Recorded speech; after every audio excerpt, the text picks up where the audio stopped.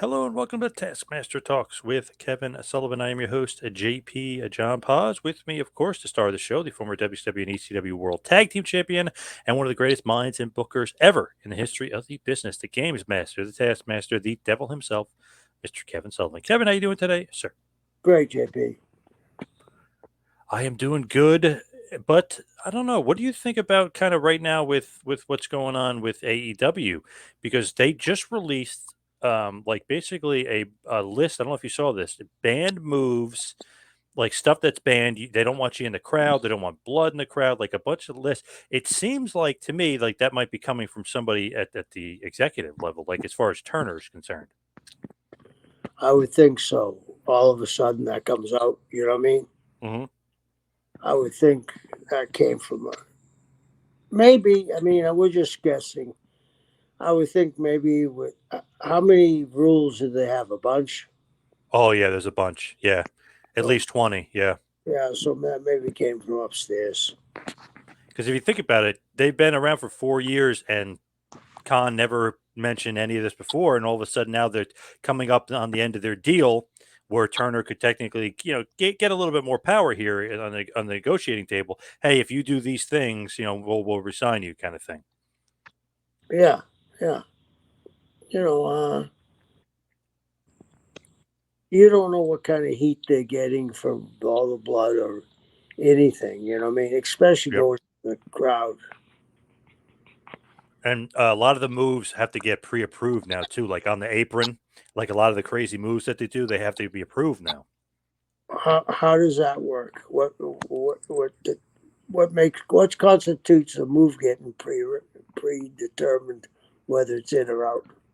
I guess like those crazy spots, do you have to talk to the agent? Like, hey, we're going to put this in the match, or I Who guess who since they, who? Yeah, but I don't mean to cut you off. But who decides what the spot is?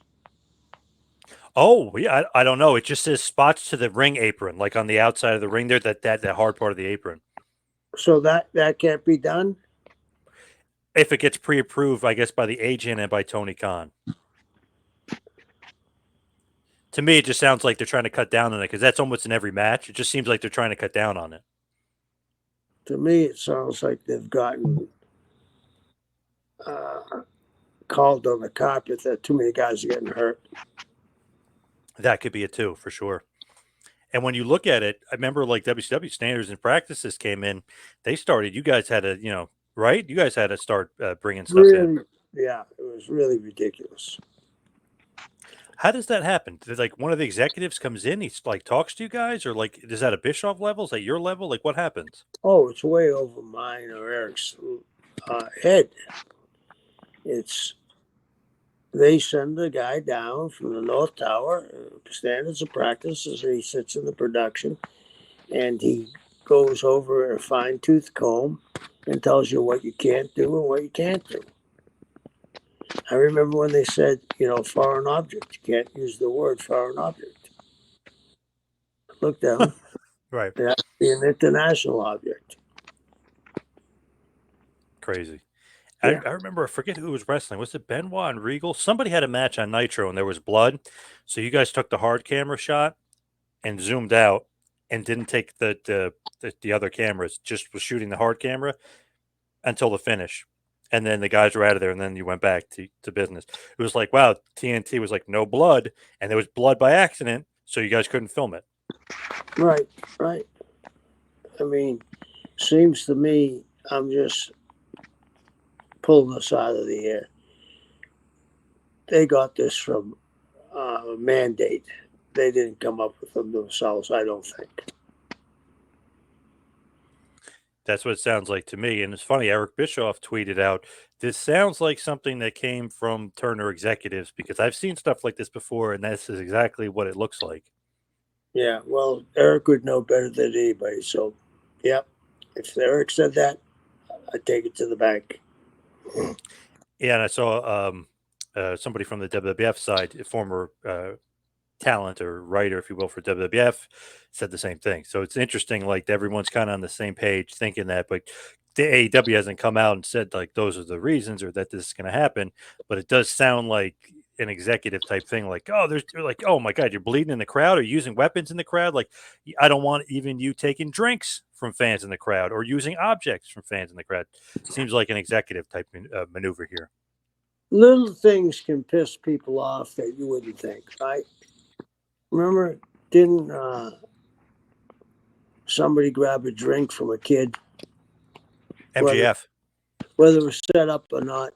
You know, somebody in the North Tower could say, "Oh, that's bullshit." You know what I mean? Who knows? You don't MJF want to did get, that to a fan. Yep. yeah, you don't want to get under the microscope. That's for sure. When you look at something like this, is this like a bad sign that your product is going to be waned back? You know, because like it happened to WCW and it seemed like it hurt the product.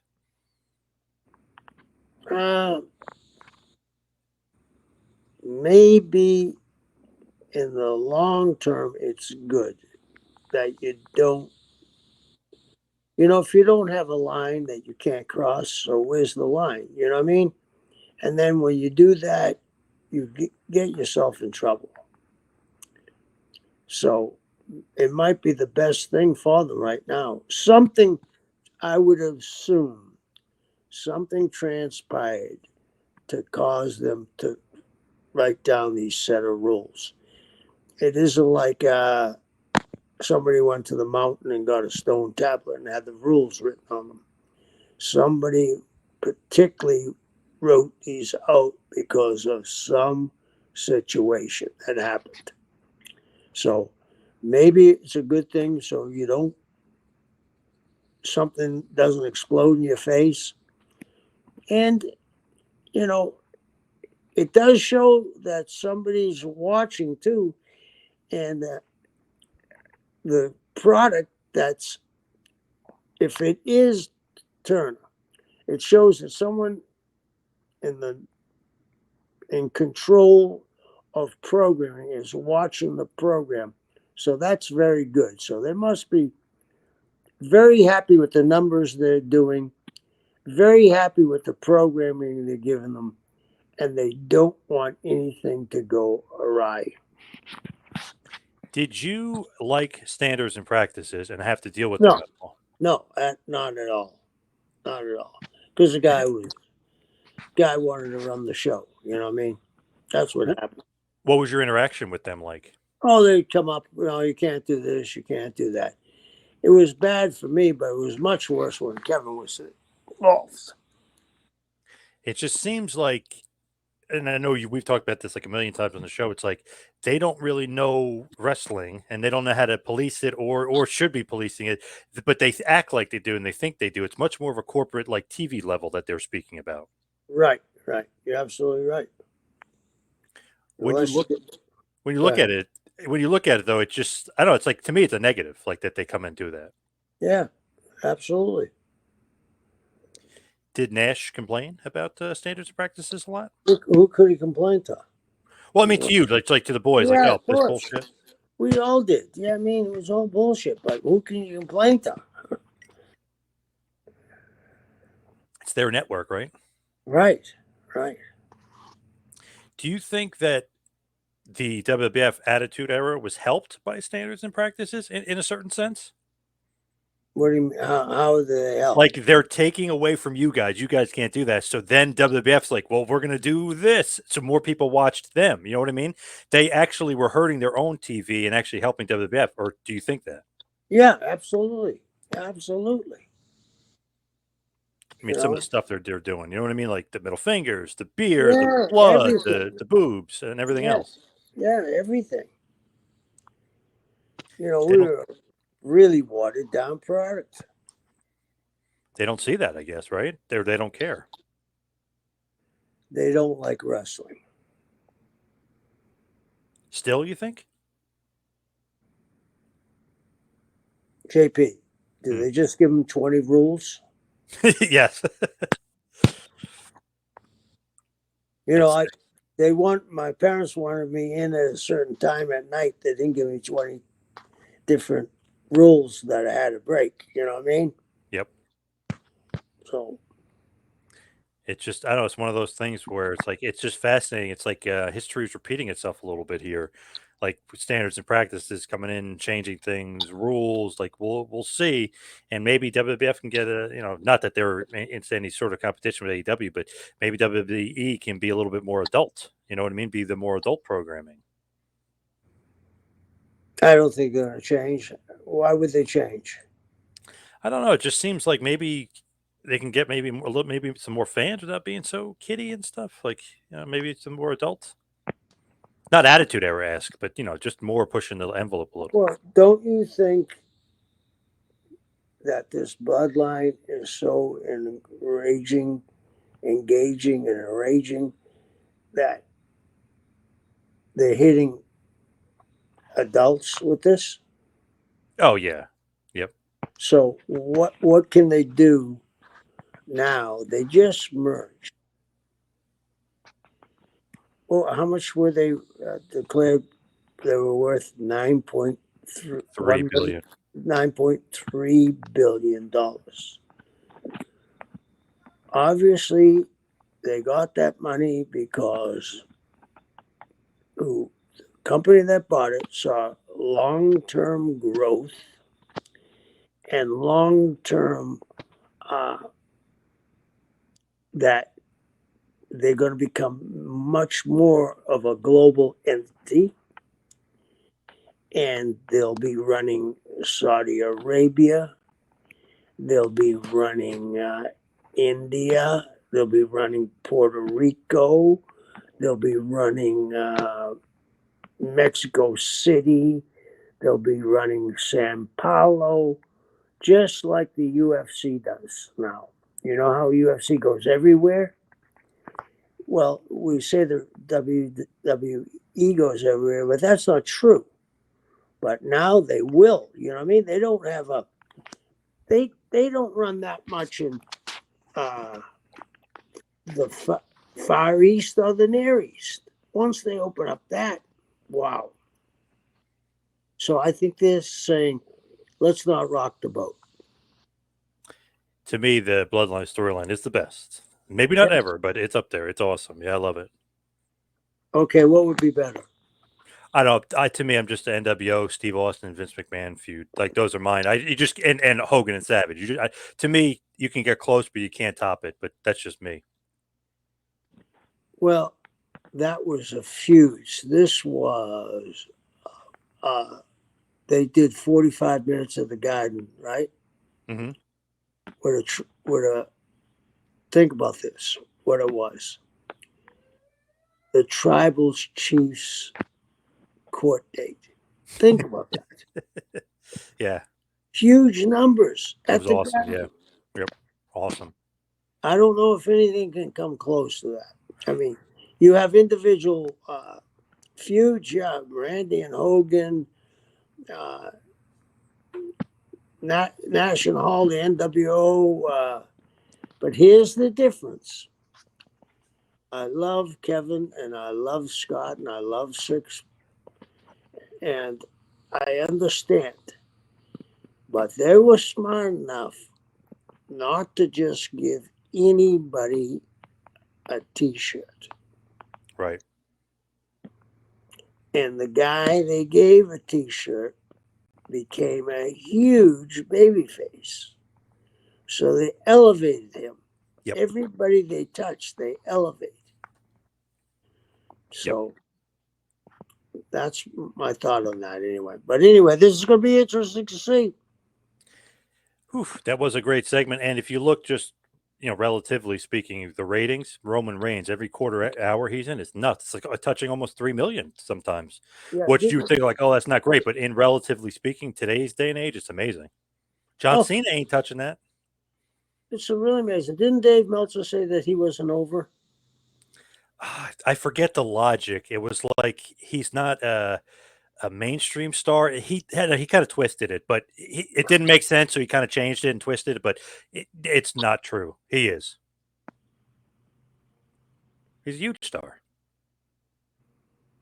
Is there anybody bigger than him right now? Hell no, not even close.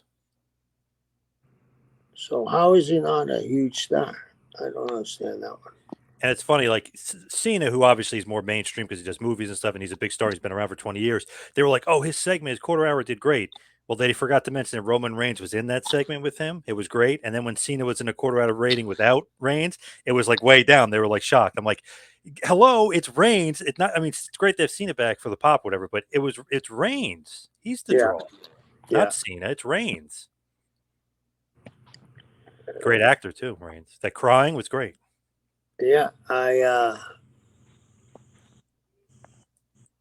I think John Cena did a tremendous job. Especially half the audience hated him at one Yeah. time. Yep. He did a tremendous job. But I'm starting to get the feeling now that when he comes back, it's almost like, and he's terrific. Don't get me wrong. He's fabulous. And I admire him for everything he's done. I admire him for his work ethic. But it's almost like when he's coming back now, it's like he's coming back from a different era. Do you get that feeling too? Yep. 1000%. Yeah. And it's like only a few guys now in my head that are coming can come back. Like Austin came back, but he hadn't been back in 19 years, right? Yep. You think he would get that same pop? I know he's, probably the most over guy in the history of wrestling. Do you think he'd get that same pop if he came back next year? Austin probably. Yeah, he's over for life like that. Yeah. Yeah, Cena, yeah, not all the time. Yeah, no way. that's where I'm going with this. It's almost like that he went to the Cena. He went to the movies, and it, everything he did went on by. Do you know what I mean? It seems like in the distant past. Yep. The business passed him by Yeah. for sure. So let's talk about the topic at hand, WWF Invasion 2001. The Invasion pay-per-view was July 22nd at the Gund Arena in Cleveland, Ohio. The attendance 17,876. This is, of course, a WWF versus the WCW Alliance. Pay-per-view buys were huge, 775K. So people were interested in what the WWF was going to do with this WCW/ECW invasion. But it's funny that it changed from WCW Invasion and they added the ECW Invasion along with it because they were not doing a good job with the WCW Invasion. Where were you at this point? I was home building my gym. Any thought of coming back or did they want Oh, you? oh, that was so distant. I had a lot of money involved in this. I Did you talk couldn't. to Vince and Stephanie about coming in? Later on, after the gym was built, but no, I wasn't gonna make that mistake. And I had bought a old building, knocked the building down, had to get permits, had to jump through a few hoops, I had to make a few political payoffs. hmm, Uh, and then I built the biggest gym in the Keys, and then I had to put out over $375,000 of my own money for equipment. I had a wow. lot of money tied up. Wowza. Damn. Yeah. So as far as WCW in 2001, like before they closed, like before March 23rd, when WWF technically buys out the longtime rival of WCW, where were you like then? Like obviously still getting paid, right? Yeah, I got right before, I think a month before they bought out WCW, they gave me a 3-year extension. Wow. To do what was your job title? To do what? I was an employee. They're going to put you on creative or what? No, I was just, I was on creative at the time. And then I went home in 2000. When did Vince buy it? March 23rd, 2001. Okay, so I went home middle of 2000. So it was less than I thought. It was longer than I thought. So I probably went home in June of 2000. Yeah. So technically speaking, the last Nitro is on March 26, 2001, entitled The Night of Champions.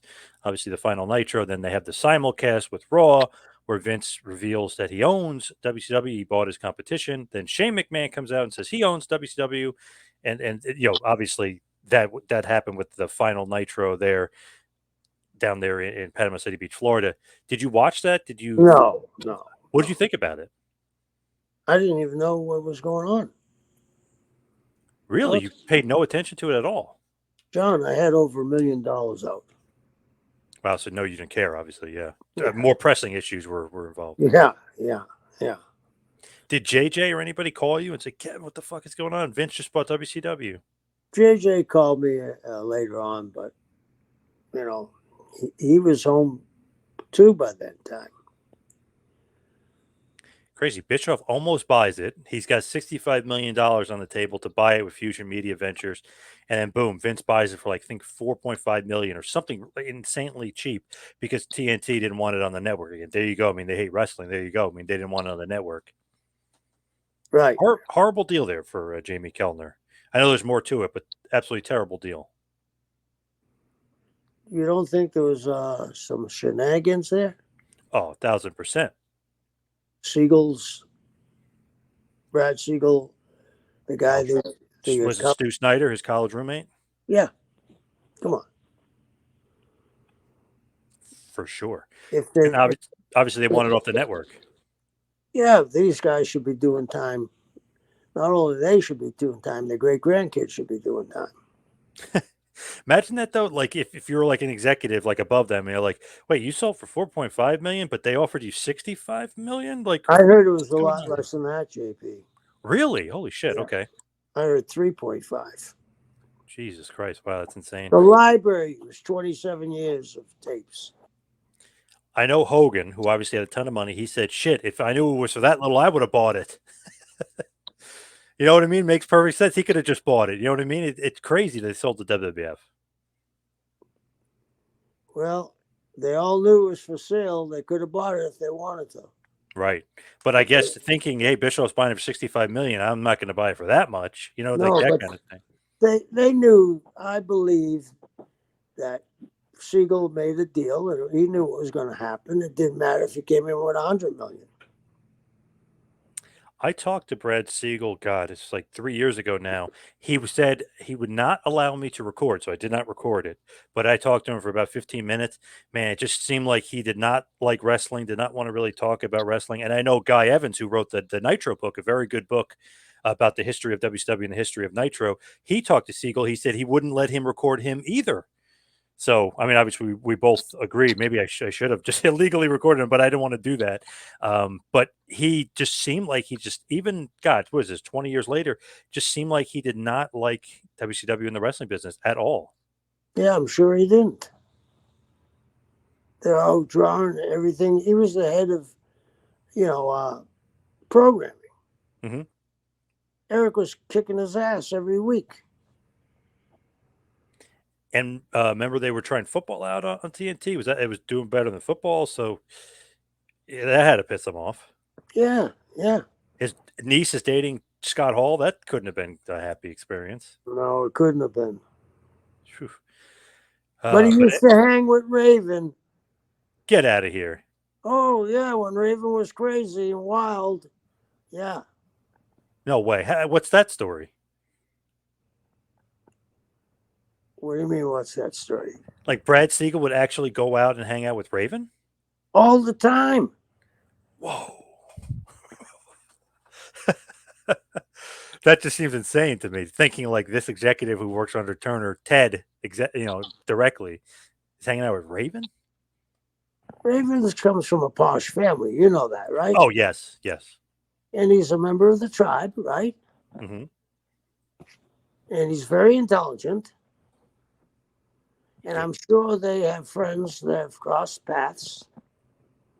Why not? I have a friend of mine. His name is why he wrestled. His name was Wyatt Sachs, but he wrestled as Kid Collins. He was a good friend of Brad's. His family owned, at one time, all the golf courses of South Florida in the early 50s. So they knew each other. Wow. So, You should have gone in with Brad Siegel then. yeah, I don't think so. So after McMahon and Vince, meaning, and Shane have their little war words now that Shane technically owns WCW. The name on the contract says McMahon, but it reads Shane McMahon. They have a feud. They fight at WrestleMania 17. Then slowly but surely, the WCW talent roster is coming over. Lance Storm first. Then Booker T interferes and beats up Steve Austin at the King of the Ring. Tries to, cost him the title. It doesn't. He still wins anyway. But it's one of those things where Shane basically declares war and they're going to invade WWF. So it's a copy of the NWO angle, but with the WCW guys, except for one small factor. No Hall, no Nash, no Goldberg, no Sting, no Luger, no Hogan, no Steiner, no Bischoff, no Flair. Yeah. Sounds not so good, right?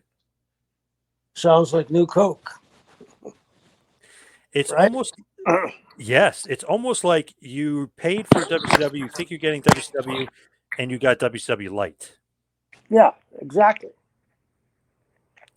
So, yeah. So were you paying attention at all to like what was going on? Like, is there, No, okay, so you didn't even know that, like, hey, they brought WCW, but no Hogan, no this guy. Like, there's nobody is there. no, I was so invested in what I was doing. And then I was, if I had any spare time, I was fishing or diving. Did you think, or like, if you look back, if you think about it, do you think that's like a recipe for success? You buy WCW and then you bring in, I mean, Booker T and DDP, yes, but like when you think WCW, you think Flair and Sting, no, or like Goldberg and Hogan, like, and you bring in none of those guys. You think that's a little crazy? I think that Hogan and Goldberg, probably Flair, maybe Sting, had personal contracts with Ted Turner. And they were still getting paid, yes. Yeah, So Vince would have had to buy them out to bring them in, yes. yeah, yeah. But he basically kind of the cheap way. He did it with Buff Bagwell, DDP, Booker T. I mean, they have to agree to it too, but he did it with those guys. The other guys he wouldn't buy out. But eventually, once those guys' contract ran out, eventually all those guys do come in. So it's one of the things where they miss the mark. Eventually, they bring him in. I would have spent the money, paid out the contract, and brought him in then, blew up business, and then make a shit ton of money. But obviously, Vince saw it differently. Yeah, obviously he did, right? But when you look at that, is that really like the right way to go about it? Because at least bring in Sting, right? Or at least bring in Goldberg. Scott Steiner comes in months later. Like at least bring in a few of the guys, not just Booker T and DDP, because then it's like, okay, Stasiak, who wasn't over, O'Hare, who wasn't over, Palumbo wasn't over. You bring in all these other guys, and you're pretending that's WCW and it's an invasion. No one's buying it. Well, how many matches did Sting have in WWE? I think 4, 2 or 4, something like that. Yeah, basically, I think it amounted to 4, but it was really 2 major matches. Okay. So what does that tell you? They never had any thought of him, and he's not a WWF guy. Fuck him, kind of thing. Yep. And hasn't Goldberg actually said that he never felt that he was accepted? Yes. Yep. And the only reason when he came back in, what was it, 2017, was because Lesnar and Heyman buddies with him, asked him to come in and work with him. It wasn't like Vince was asking him and wanted him to come in. Lesnar wanted him to come in. So it's not even like, even years later, it wasn't even like they wanted him to bring him back, which is nuts. Yeah. And then obviously the Prince of Saudi Arabia was obsessed with him, wanted him on every single show. So I mean, then it became business, but it wasn't like Vince was like loving this guy because he didn't create him. Right. Right. It's funny, like when you look at it though, it's like, okay, they bring in Steiner and he's injured at this point. So it's like, okay, that was kind of a flub. They bring in Hogan and the NWO later. That was good, but then Hall and Nash kind of were injured, and obviously Hall had some issues, and that didn't work out. Goldberg, they only brought in for a year. That didn't work out. It was almost like, man, you got to strike when the iron's hot, and they brought in every one of those guys, but it was almost too little too late. Yeah. Even Bischoff, they bring in Bischoff for he becomes a GM of Raw. Imagine if he was the leader of WCW at this point, not Shane McMahon, who isn't the real leader of WCW. Right. Right. Is that a little corny to you too? Like Shane doesn't really own WCW, but he's the leader of the brand. Yeah. I mean, what else were they going to do though? They wanted to beat it down, did they? I mean, I didn't watch it, but Seemed I'm like it. Yeah. I'm assuming they were just wanted to beat the shit out of WCW. Yep. So they accomplished what they wanted to accomplish. It's funny. The war was still raging, even though they won already in March. Yeah, and it got their brand over both ECW and WCW. And it's funny you mentioned Sting and him being there. Remember, he faced Triple H at WrestleMania 31 and he lost. Hall and Nash and Hogan were a part of that match. DX was on the other side of part of that match. Hall, Nash, and Hogan were saying they were shocked Sting lost. I go, what? But then they realized in Vince's mind the war is still going on, and WWF had to beat WCW once again. Right, right. Insane. Oh my god. So it just felt like at this time, wow, 775,000 people are really interested in this pay per view. This is going to be great. This is WCW versus WWF. Then they mix in a little ECW after the WCW stuff kind of flopped because there wasn't enough star power. I don't know. It just felt to me that, and obviously the fans thought so too. It's like, wow, 775, and then it goes downhill from there. It's just not something that gets more business. Right, right. They'll bring The Rock back in after this, and he'll come in, I guess, after his filming schedule was over, and like try to pick up business again. But it's funny. It's like almost too little, too late. They already killed it. Yeah, I mean, I didn't watch it. Going on what you're saying, it sure sounds that way. When you look at it too, it's like, okay, WCW and ECW, they put ECW with WCW. Stephanie McMahon, quote unquote, now owns ECW with Paul Heyman is like with her. Do you like that too? Now his daughter is against him, and she's trying to take down WWF as well. See, I'm just going on what you're saying because I didn't see any of this. It seems to me a little diluted, doesn't it? Big time. Yeah. So basically, it's Vince McMahon versus Shane and Stephanie. Is basically the feud here. WWF versus WCW, but they're calling it the Alliance. WCW did not work. ECW, they're trying to put their guys in the mix. Raven, Rhino, the Dudley Boys, Taz. They're trying to kind of put those guys in the mix as the ECW guys, just incredible, and really have them team with WCW to give it a little bit more star power. Okay.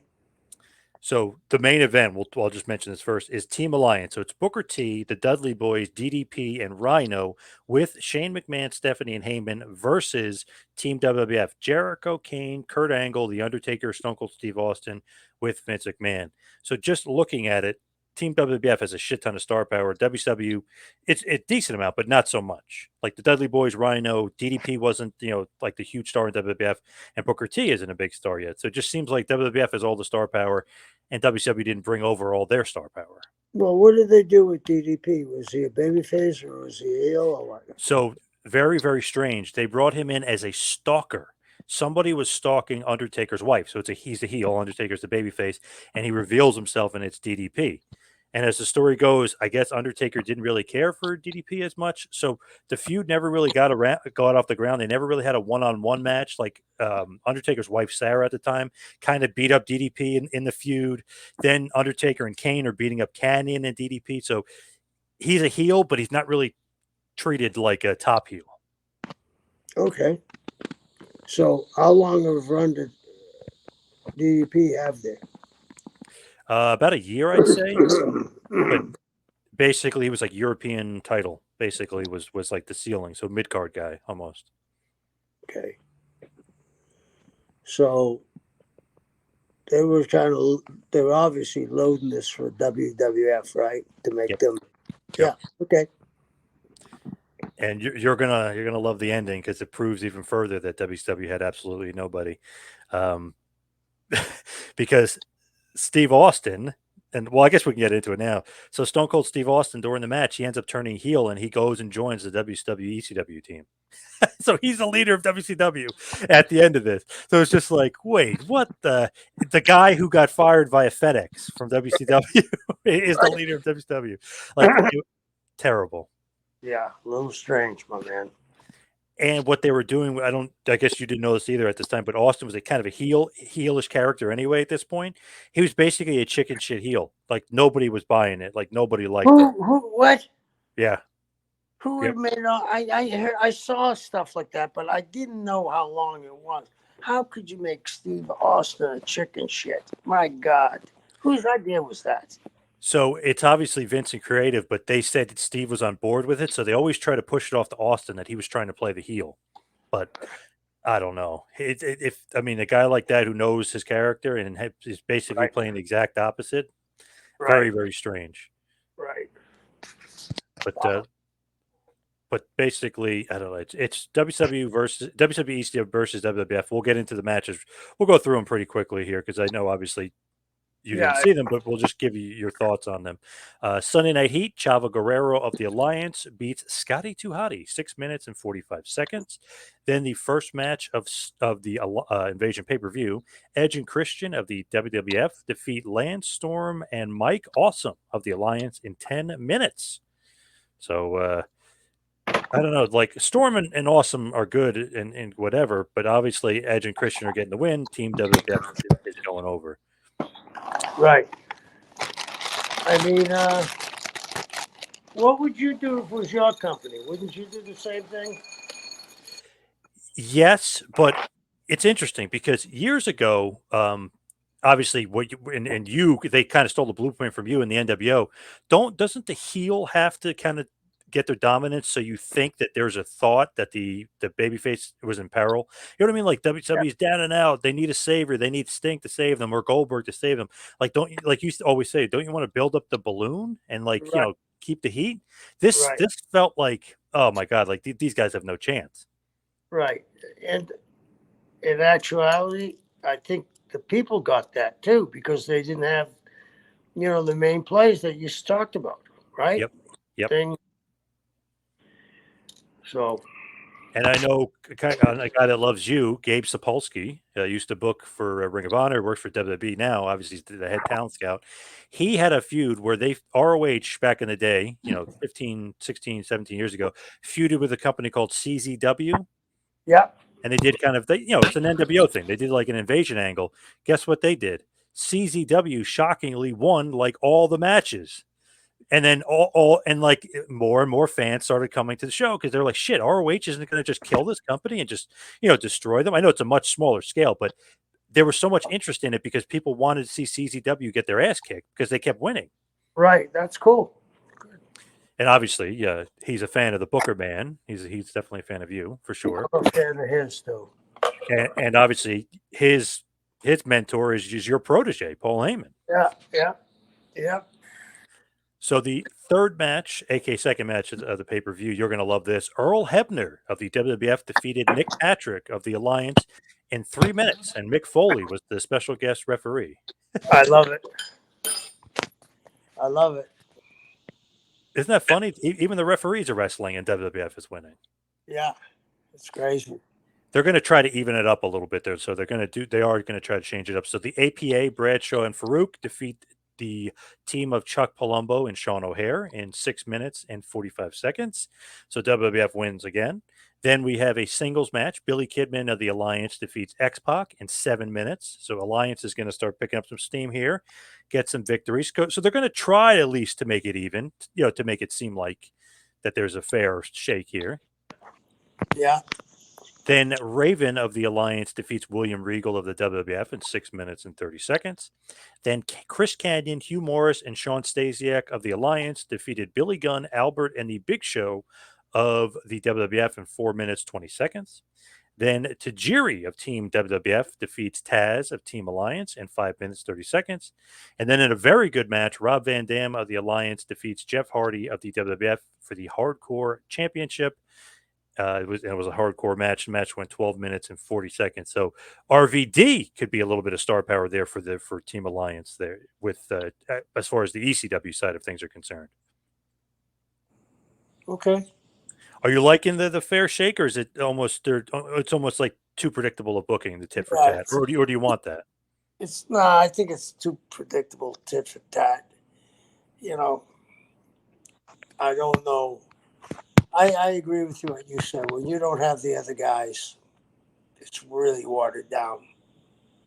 You'll love this one. Trish Stratus and Lita of the WWF defeated Tori Wilson and Stacy Keibler of the Alliance in a bra and panties tag team match with Mick Foley again as the special referee. The match went 5 minutes. Bra and panties tag team match. You like that?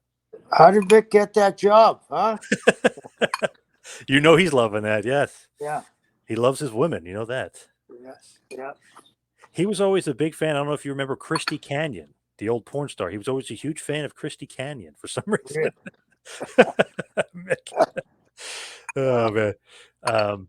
Then in the main event, like I mentioned before, Team Alliance, Booker T, Bubba Ray, Devon, DDP, and Rhino with Shane, Stephanie, and Paul Heyman of the Alliance defeated Team WWF, Chris Jericho, Kane, Kurt Angle, Stone Cold Steve Austin, and The Undertaker with Vince McMahon. The match went about 29 minutes, and the finish was kind of, I guess, unpredictable in a certain sense, where Austin turned on the Team WWF and helped Team Alliance win, and Team Alliance beats Team WWF. So at least like you're thinking in your head, oh, the Alliance won, WCW and ECW won, but now the boss and the leader is Austin, who is the WWF guy through and through. Right. Right. Are you like thinking in your head, like, I know you didn't see it obviously, but like, as I'm saying it, like, does this make any sense whatsoever to you? Not to me. No. Not to me. Like, why the hell would Austin help the team that, or like WCW, they fired him via FedEx? Right. I have no idea, and I don't want to knock anybody. It sounds like to me they had very little idea what was going on too. Man, if you look at it too, it's like, holy crap, Austin literally saved WWF. I mean, he's the guy that started beating you guys. Right. And now he's on the other team? Like, why? Makes no sense. Right. And they try to build it up like he was jealous because Vince liked Kurt Angle better, so they sort of feud with Austin and Kurt Angle. But nobody was buying it. I mean, as a fan at that point, I mean, we're not buying it. It was so stupid. Yeah. I can imagine. So instead of Goldberg versus Austin, this big match, no, we get Austin versus Kurt Angle, two WWF guys. Like the only big dream match we really got one-on-one for a long time was The Rock versus Booker T. And even then, you knew Rock was beating Booker T. There was no way Booker T was going over. Right. Right. So you're almost lucky you didn't see or hear any of this stuff because you would have been like scratching your head, like, what the hell? This makes no sense. Right. I'm sure I would have been. 775,000 buys, and like, and this is what they put out. This is the product, and this is the turn. You could see why the alliance kind of flopped and was, deemed not to be a success. And by Survivor Series, WWF wipes them out, and then the storyline is over. So it only lasts a few months. Maybe that's the best thing they could have done. Get rid of it. If they didn't have the star power. And right after Survivor Series, they bring in Ric Flair a few months too late, and he's the quote unquote co-owner with Vince, and they go off and do that storyline of the WWF meeting. So it's funny. It's like they didn't even use Flair for the WCW stuff. They were like so done with it. Right. What do you think just overall of this invasion? Do you think, like, obviously, I mean, without a doubt, I mean, they're copying you guys, they're copying WCW, but what do you think about execution wise? I mean, just from the outside looking in, I don't see what the end result was going to be anyway. I don't know.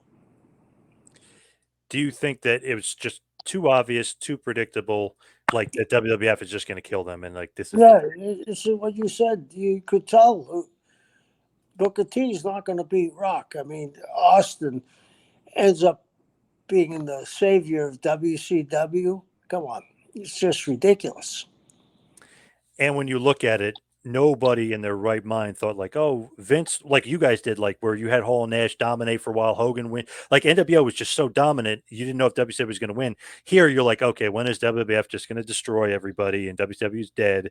It just, you knew Vince was never going to have that mentality where he's like thinking about business. He's thinking about killing WCW. Right, right. You think the smart play was to have WCW be dominant, maybe bring in one or I two of those don't, names? no, I don't think so. If you didn't have those names, it wasn't WCW. So let's say you could get those names. Would you book But it you couldn't, NWO style? you couldn't get those names. Right. That's the problem with that fantasy book and stuff. I love to do it myself, but if you can't get those names, yeah, you if you could get those names, it makes it a whole lot different and a whole lot more intricate.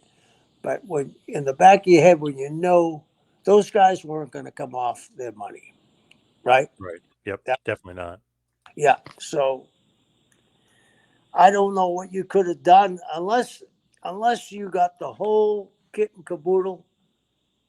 It didn't make sense. And if you did get the kid and caboodle, you got to do it NWO style. But then even you're doing an invasion, it comes off as NWO light. Any invasion angle definitely comes off as NWO light. Right. You can't keep. You can't repeat that. Yep. I know I was talking about Ring of Honor versus CZW. Gabe did a little things, little different stuff. I know it's a much, much, much smaller scale, but he did things a little differently where it wasn't like a total ripoff. He did some swerves and stuff. So there was some good stuff in that one. But come on, even that, obviously, everyone's thinking NWO versus WCW. Right. Anytime there's an invasion angle, everyone goes back to that. Right. Right. I don't think there's been a good invasion angle since. I can't think of one that was a success besides the ROH CZW scale. That's small potatoes. There's never been one that I know of. So thumbs down, right? Yeah. We're gonna give Yeah. two thumbs down. Yeah. Let's hit the plugs. You can follow me on Twitter and Instagram at Two Man Power Trip. Check out the website tmptempire.com. Kevin, you can follow him at Taskmaster Talks on Instagram. What else you got going on in your Well, life I'll right be at the gathering, and I'm looking forward to seeing the people there. I'm doing a panel about championship wrestling with Florida, with Brian Blair, Bob Roop, Steve Kern, and myself. So come now? on out. Oh, Yeah. awesome. Yeah. Oh, So that say, should be cool. yeah. So come on out and say hello. All right. Thank you, everybody out there, for listening. See you right back here next week for a little Taskmaster Talks. Kevin Sullivan. We'll see you next week, folks.